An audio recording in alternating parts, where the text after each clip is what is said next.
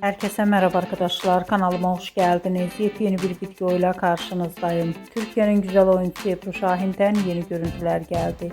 Ebru Şahin'in Atina'dan tenis kulübünden olan muhteşem görüntülerini sizler için YouTube kanalımda video halinde sunuyorum.